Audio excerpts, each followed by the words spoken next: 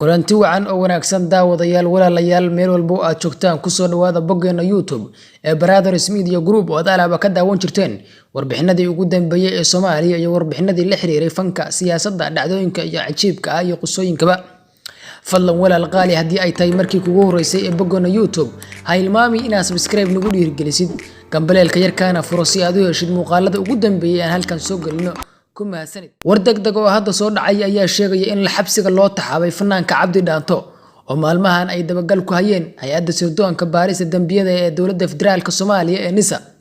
Fanaanka ayaa lagu dabagalay markii uu maalin dhexdaas uu soo galiyay muuqaal boggiisa Facebook uu ku sheegay in ay jiraan fanaaniin badan oo isku qarxin raba tiyaatarka marka la furo.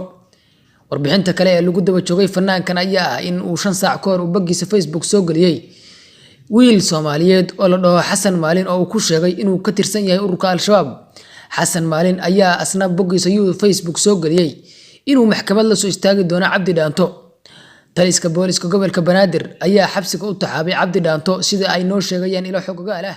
Warbixinadan iyo warbixinada kale ee ku soo kordhaba halkan ayaad kala socon doontaan. Fadlan daawada rukuma boggeena YouTube oo subscribe saaro gambaleelkana furo intaan warbixintan mid ka xiisan badan ku kulmi doono. Waxaan kaga tagaynaa sidaas iyo nabadgelyo.